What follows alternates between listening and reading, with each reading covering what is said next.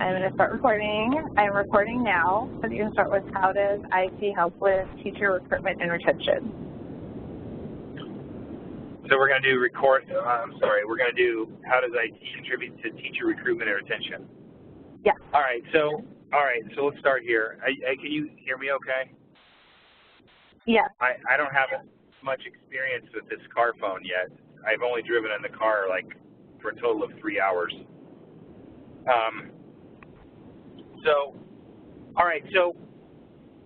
I feel like a lot of IT departments, many IT departments have an opportunity to have a pretty amazing impact to things that they aren't necessarily looking at.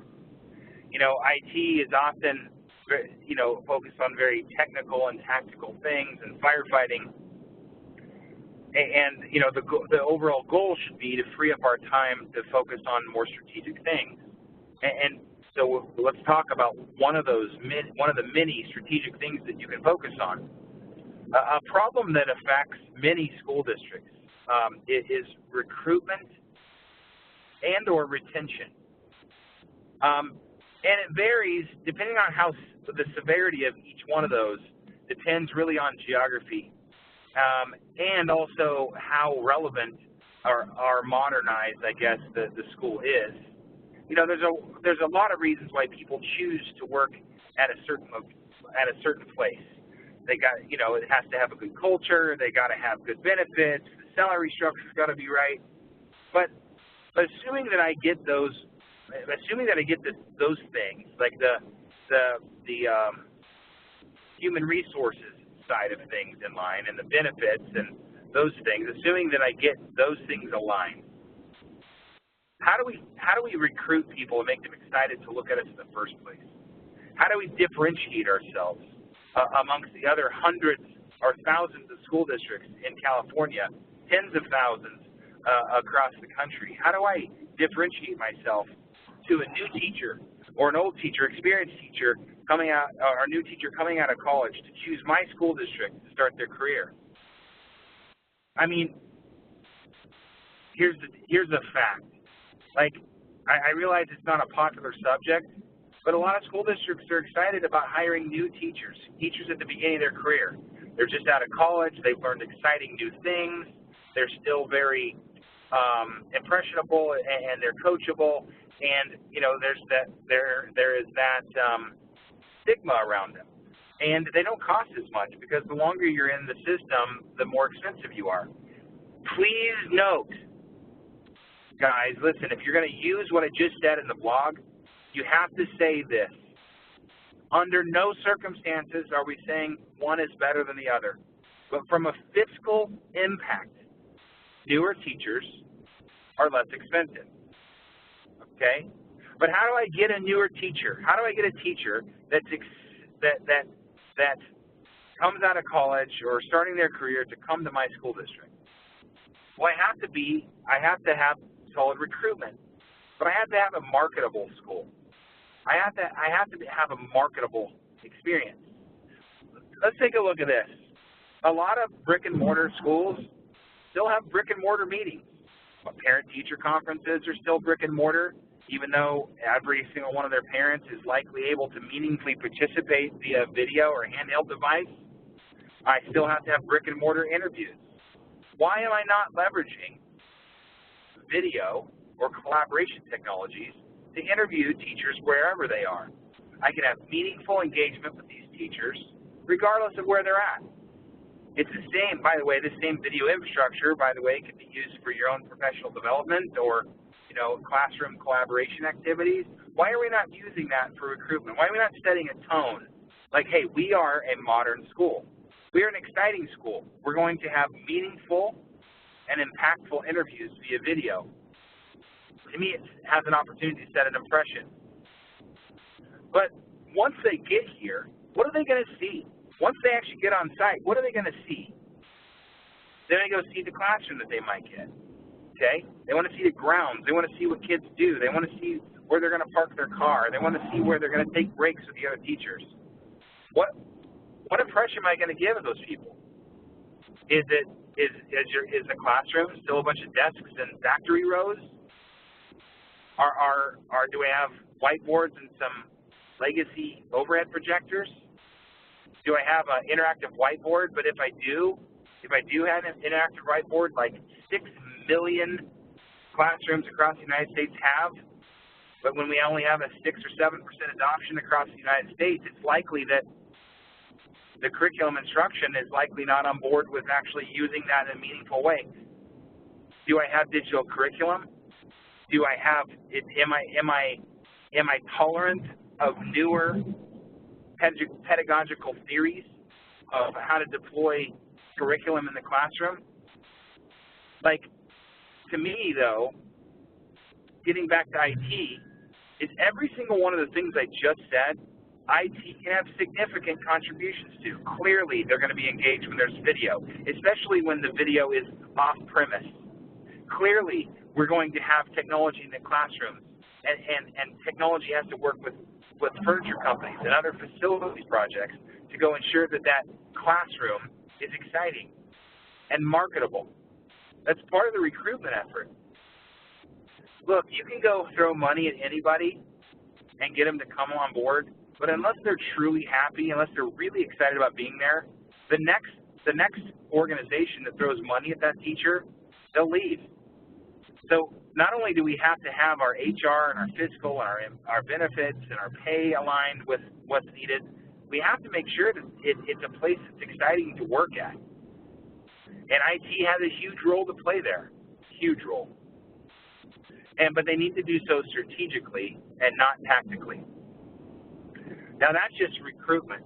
Retention is the same, and I've already kind of touched on it.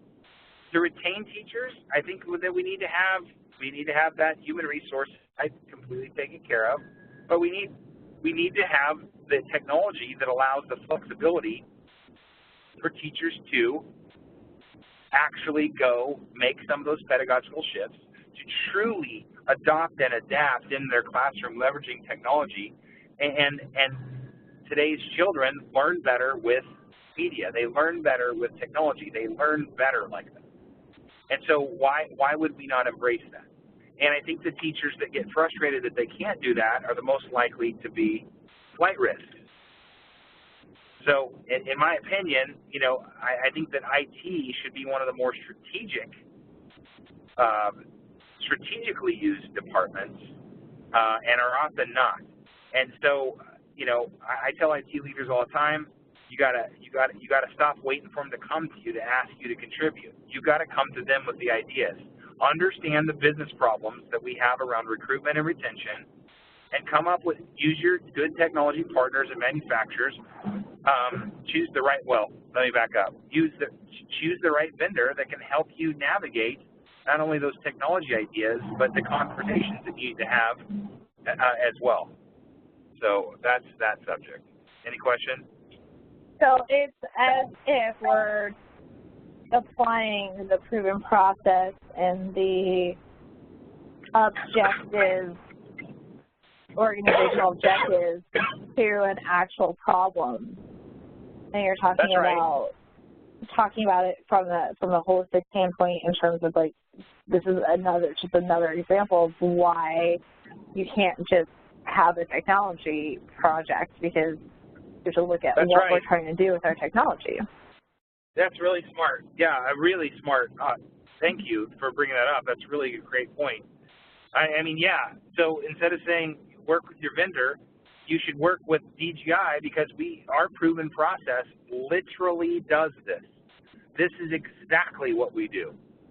We take these problems and some of these strategic goals that districts have, and we show IT how to contribute to them. So call us. Cool. I love it. I love it. I think that was a really good, unique take on that. Victoria, do you have anything you want to? I think we have enough for a blog. Victoria, anything else? Yeah, I think we have enough. No, I think that's great. Cool. Okay, let's talk about, we're going to move on into knocking off a bunch of strategic objectives in one fell swoop, i.e. telepresence. Let's talk about that. Okay, well, this was like the very first video we ever did, right? But I wanted to do a blog about it. So I want to start off the blog with something like this, you guys. Hey, what if I told you that if we implemented a specific type of technological architecture, we could literally solve or contribute to problems like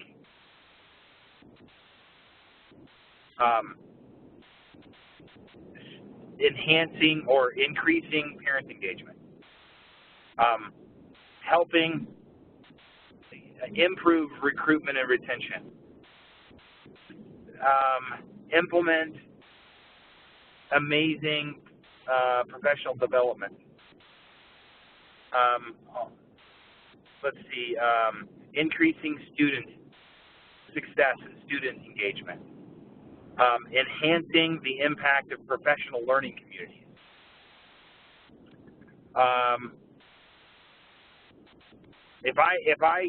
So that's the list. If I said that I could offer a technology that contributes to all of those things, would you be interested? That's what I want to ask them. Would you be interested? Like, that's the first paragraph. If I could offer you a technology that contributes to all of these things, would you be interested? And the answer should obviously be yes, of course I'm interested.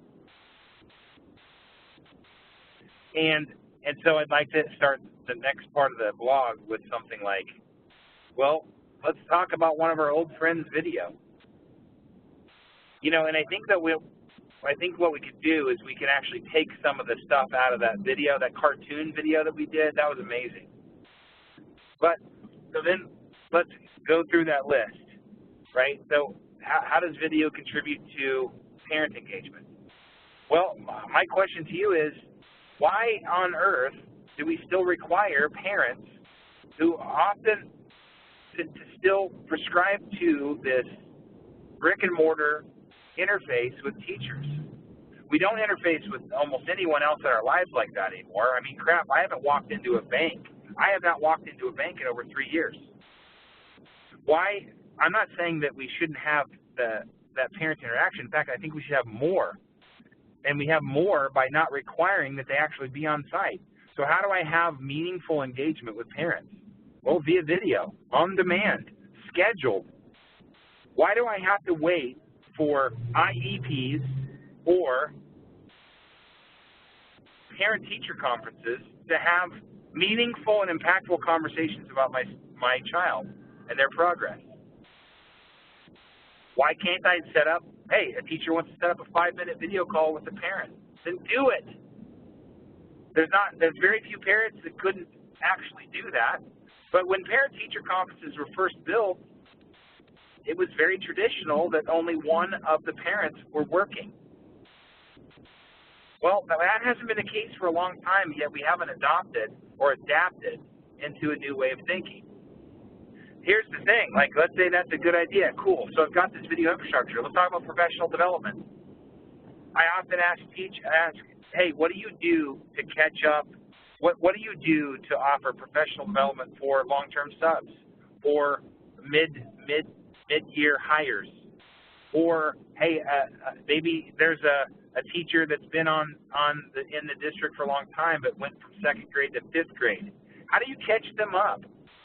Well, that's what persistent collaboration technologies do.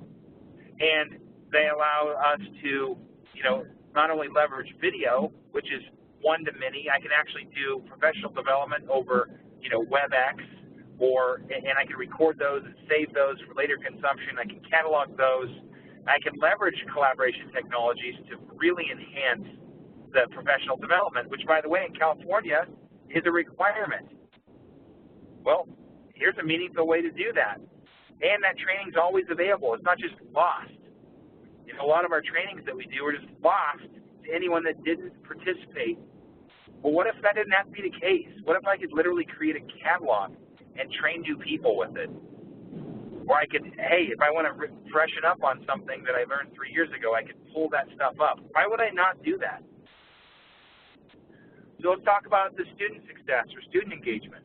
Why wouldn't I use that same technology to maybe leverage flipped classroom techniques or lecture capture so that the students with particularly hard subjects or students that struggle with certain subjects could actually go home and have the lesson available with their parents right there? Why would I not do that? Individualized education plans, IEPs. IEPs are set-aside meetings with administrators and other school resources and the parents to talk about the needs of an individual student, developing an individualized education plan for learning disabilities or other physical or mental struggles. And these meetings are important, but they're often very challenging to go coordinate. Well, what if I could bring the meeting to where everyone's at? And so I could covet those, and I could keep those in place. And God forbid we actually use it to maybe even consider developing individualized education plans for everyone. Well, okay, that's cool. Well, what about, what else did I say? Oh, professional learning communities. Please. Professional learning communities are a form of professional development, but they're exceptionally important for the collaborative efforts of like-minded people. So, hey, I can have a bunch of fourth grade math teachers in the district get together. Well, why would we just have these static meetings where if I didn't come, I didn't benefit? Why not use collaboration technologies? There's lots of school districts with giant geographic barriers, and it's very cumbersome to go meet, and it's often impossible for everyone to get there. I got some school districts in California have really bad winters, and driving is harsh conditions. Video literally solves all of those problems. It makes them completely disappear. So collaboration technologies and video is an amazing way to actually go take a huge chunk out of a lot of the problems that school districts suffer with. So you should totally call us, because not only are we good at video, we're good at helping school districts leverage it in impactful ways.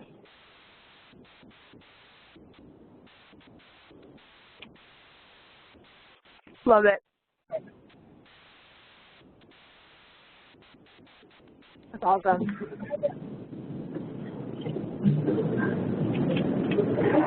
All right.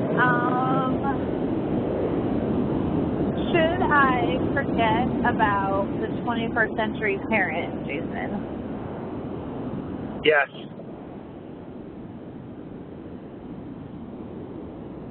Okay, that was easy.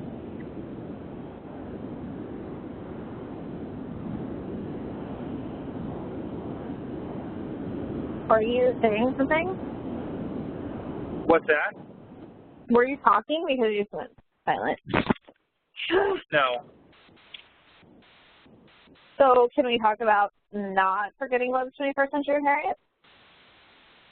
Wait, can we talk about what? Not forgetting about the 21st century parent? Yes. No, you definitely should. Yeah, that's super smart. Man, you're getting really good at this. I love it. That's very insightful. Thank you. Can we go a little bit further into that about why we shouldn't forget about the 21st century parent? Well, the funny thing is like it feels so strange when when we're talking about parent engagement, we forget about the fact that most of our parents are walking around with technology that they're using all day long. They're communicating with their family with collaboration technology. They're communicating with their work, with their friends. They're already doing it. So why the brick and mortar? Meet them where they're at. Maybe we shouldn't let's do So yeah, totally include that, but maybe we should do a 21st century parent all by itself because I got a lot more. Okay, I feel prepared to go into that now if you are. Like you can just go right into that. Yeah, so, I think that one of the things you could do is do this one first, and then you could link to the one we just did. Absolutely. Yeah, so don't forget about 21st century parent. Okay, listen, so I was actually teaching. I was running a session, a presentation for an ACSA conference, ACSA conference, which is comprised of superintendents. It stands for the Association for California School Administrators. And I was in San Diego at the time, and I was speaking to a whole group of them, and ironically, I was missing an IEP for my daughter who is blind in one eye. Please feel free to include this in the blog. And this particular one was important because it was setting up her junior year, a very important year in high school, and it was setting up her junior year. It was the IEP for her junior year, and I was missing it. I could not participate. And why? Because my daughter's school district had no way to allow me to participate remotely in a meaningful way. And the irony occurred to me while on stage, and I thought it was so hilarious that I was literally taught the importance of architecture and IT relevancy and how IT is going to contribute to things that matter and not just blinky lights. That I literally came up with this entire thing on the fly, right in front of a group of administrators. Let me give you an example. And I told them that story about my daughter, and they looked at me like, oh my God, you're right. Why, if I am a 21st century person, it's 2018, almost 2019, like saying 21st century is no longer we should be embarrassed if we're not in the 21st century, but we're often not. The fact that I can't have meaningful interaction between a school and parents for things like IEPs, individualized education plans, for parent-teacher conferences, for on-demand needs, for maybe some supplemental lesson assistance, for disciplinary reasons, for positive things. I have conversation as a member of society in 2018. I am more than capable of participating in meaningful ways without being in front of someone. So schools must embrace this. They must. A 21st century parent, let's take a look at some specific examples that I've run across meeting with schools. These school districts that often unfortunately get termed as bedroom or sleeper communities, where people live in these towns outside of these larger cities because it's less expensive to live, but they drive into work. Sometimes anywhere from 30 minutes to 2-hour commute is not uncommon. And one of the clear conclusions that someone may draw is, geez, I could get an extra 2 hours or 3 hours with my child if I just took them to the school district where I work. And so they take this, even though the resident is in school district X, I actually enroll them in school district Y because that's where I work every day. Now that comes with a slew of other logistics problems, sports and all kinds of stuff, but from just educational standpoint, this is a problem. And when you consider that superintendents and school boards often have protecting or increasing average daily attendance as one of their top priorities, then we need to figure out how to get rid of this bedroom community phenomenon. Well, what about video? What if I said, hey, listen, we have awesome schools, we have marketable schools, we have good education. Assuming that they're not going to sacrifice by choosing your school, then can't I have meaningful interaction with that parent, even though they aren't able to show up on site? I say yes. Like, welcome to 2018. Like, what are you thinking? So I feel like, you know, that's a good example of a business problem. And now I just tied in, I tied in 21st century parent with you know, increasing or protecting ADA. Here's another example. It's never been easier in the history of ever to get approval for an interdistrict transfer. Meaning I'm just going to switch school districts. Okay, well, why did they do that? Can IT contribute to the marketability of the school? Because 21st century parents, they vote with their feet now. Sometimes when it's not even remotely convenient, especially when one of the parents doesn't work. It's statistically more likely, when there's a parent that stays at home, it's statistically more likely that they will request an interdistrict transfer. Why? Because logistically they don't have as much burden to do so. How do we win back their favor? I'm assuming you could actually go find out, can technology and IT contribute to those? The answer is almost always yes. Emphatically yes.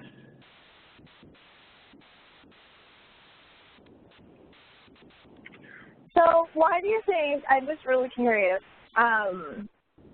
if this technology is so ubiquitous at this point that, like, the kids themselves probably have the capability of doing, like, a video telepresence on their person while they're in school, and the school doesn't have that capability, why is that if it's so ubiquitous that even, like, the kids who are there probably have that? Why are schools not jumping on board? Well, I think a lot of official meetings need signatures, and so there's a few other things that have to be figured out. You know, if, like an IEP, for example, needs ink on the sheet, right? And but I feel like that is something that can be managed in the spirit of making it your school district marketable. I feel like that's a much smaller problem, is how to get signatures on something. I have an add signature option in my photo app on my phone. Like, I'm not arguing that it's not no, I the get actual it, but, reason, but it's there. You know what I mean? No, totally. And the thing is that's exactly the type of innovation. Now, interfacing that with the student information system or the learning management system or whatever system that they're required to go, you know, keep record of this stuff, you know, that requires some innovation. That requires some time. Yes, it's not going to be overnight. I can't just start using FaceTime to go do this. I actually have to go do this in a way that meets all of the requirements that the school still has. I'm not going to pretend to be an expert in what those requirements are, but we can definitely have the conversation, because from what I can tell, they're not insurmountable at all.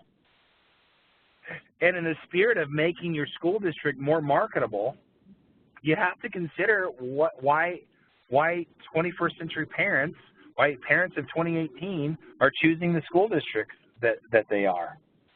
And if some electronic signatures and you know, some other whatever other compliance requirements that we have to consider, then let's get it done. I mean, like, what's the freaking problem? I agree with you. There's likely not a good reason not to do this. Okay, I was just wondering if it's like they have, you know, this is not necessarily like we're not telling them something they've never ever thought about, but they come up against all these roadblocks, and at some point it just seems like there's never going to be a way to work through the bureaucratic maze. Yeah, no, to check all the boxes. But at the same point in time, like, you know, that's where the 6-step proven process comes in. That's where the foundation that PGI has laid comes in, because we don't walk in the door and say, like, oh, hey, here's the camera, here's how you plug it in. We say, what are you actually trying to do? And then we solve the holistic problem instead of just plugging in some shit. Right. So, can you think of one more question about this, and then we can move on to the next topic? Can you think of like a solid analogy? For what? For schools that, or for the concept of talking about the 21st century parent like it's a new concept when we're, you know, almost a quarter of the way through the. Hold on for a second, okay? This is annoying. I built my car. I wasn't able to in San Francisco, so. Okay, we'll pause for a second. Hold on for a second. Hold on. Okay, I'm going to pause recording. Analogy for what? Sorry? I'm just wondering if there's a good analogy for, like, the fact that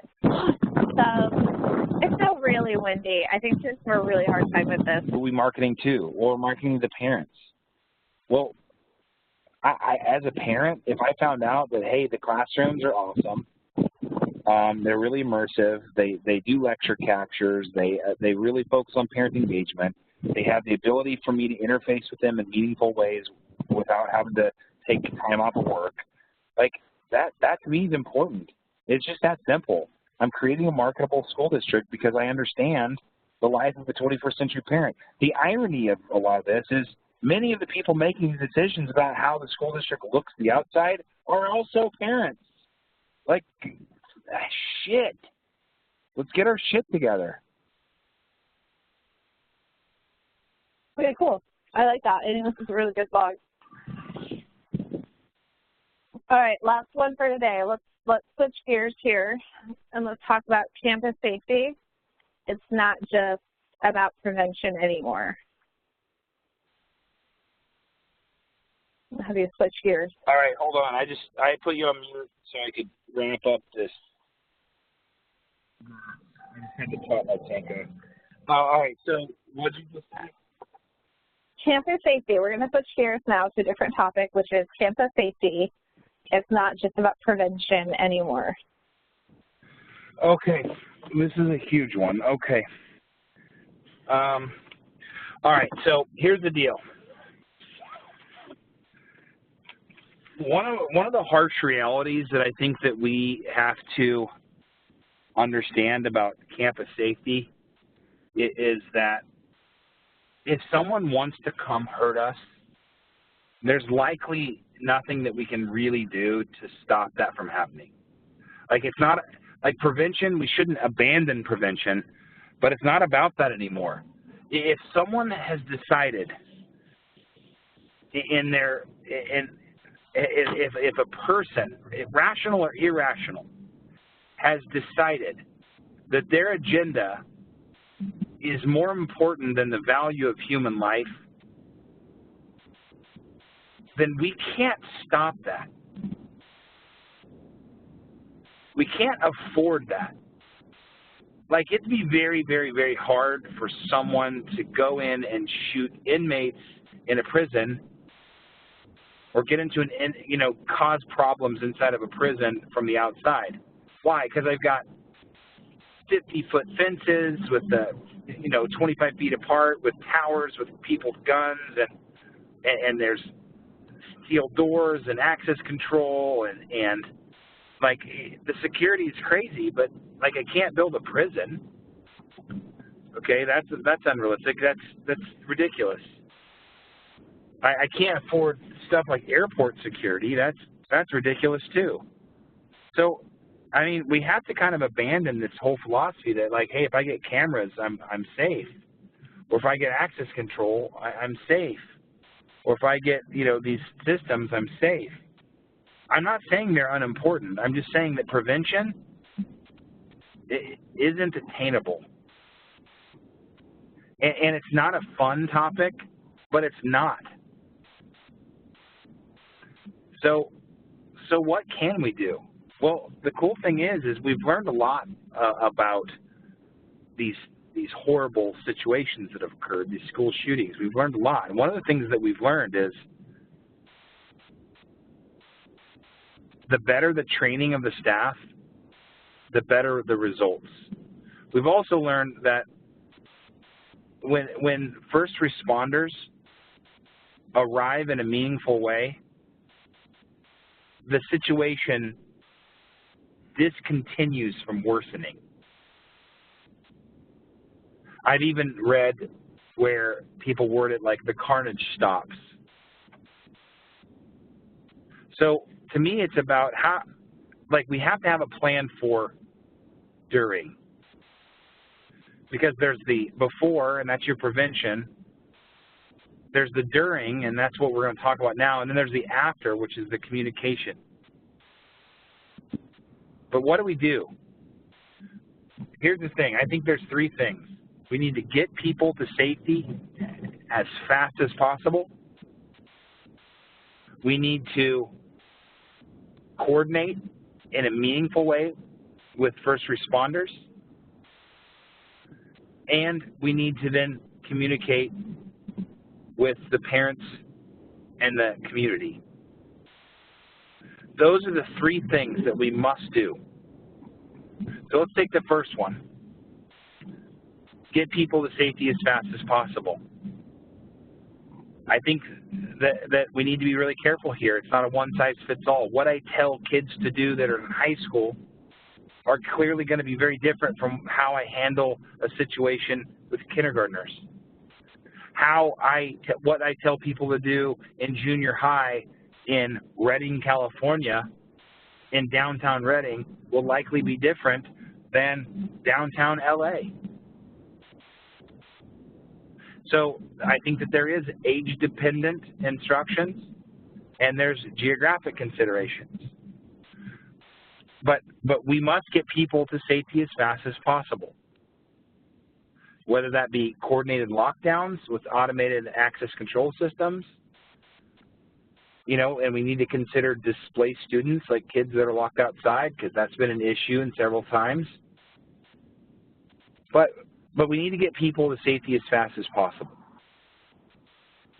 Number two, coordinating with first responders. There's been several situations where that was not done effectively and the situation worsened. And so we have to set a goal of interfacing with first responders as fast as possible. And if we do have things like surveillance, and we do have things like access control, and we do have things like paging, how do we provide the first responders access to that so that they can run, they can literally do what they need to do with precision, minimize the guesswork? That just makes sense. So our systems need to be very easy to use. They need to be effective and easy to use. They need to be easy to use in duress. And they need to be remotely accessible by first responders.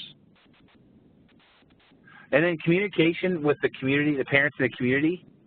We've seen countless examples, and usually they're false alarms, but we've seen countless examples of panicked parents rushing onto campus, people unable to evacuate the campus during bomb threats because the traffic isn't controlled with first responders or the city or whatever, but that communication wasn't properly handled. And people don't typically have a good communication plan. So to me, it's about those three things. It's not just about prevention. It's about, hey, God forbid, but what if something happens even though we have cameras, even though we have access control, even though we have paging, even though we have nice phone systems to call 911, even though we had fences? Many of the campuses that experienced these tragedies had surveillance, and all they did, all those cameras have done, unfortunately, is memorialize the event. So, I think that we need to be thinking about this much differently. I think it's not just about prevention anymore, and that we need to talk about What the hell do we do if? That's all I got.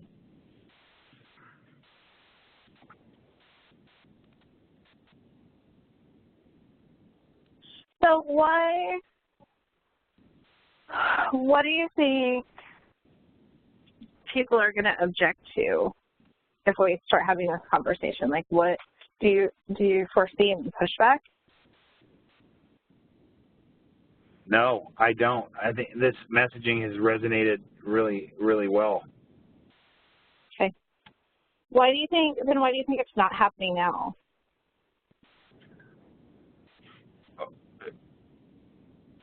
Because it takes time to go gain consensus.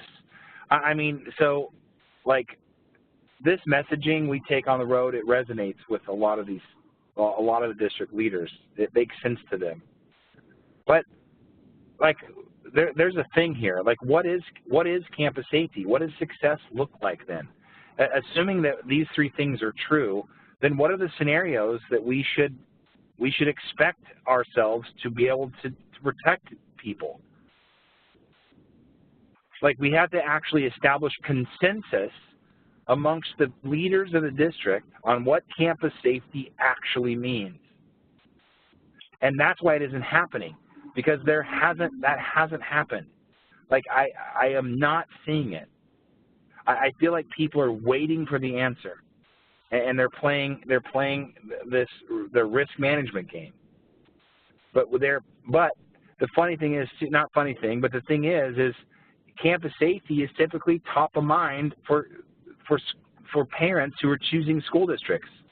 So even if you don't think that it's so unlikely that something horrible will happen at your school district, I totally get it. That's risk management. But parents vote with their feet. So even if it's a risk management conversation and you think it's highly unlikely, I would agree with you. But can we leverage technologies like paging and access control that we would need anyway for day-to-day operations that could be used in meaningfully and profound ways during tragedies? And the answer is yes. And you can market that. We have a safer school. Come here. Okay. How's that? I think that's really good. I think it's a really interesting conversation. I think it's difficult because we inherently, as a society, I feel like a lot of times want to believe that there's something that we can do to prevent anything from happening. You know, like we want to inherently believe, like, okay, if we put enough locks on the door, if we put enough laws in place in terms of like firearms, if we do this, if we do that, then we can stop this from happening. Then it's time to change, like you're saying, it's time to change the conversation a little bit and say, okay, let's do everything we can to prevent it, but let's also look at the reality that might never be possible. Exactly. Nope, you're right. You're absolutely right. That's absolutely right. So anyway, that's all we have time for. I gotta make another call real quick. That was really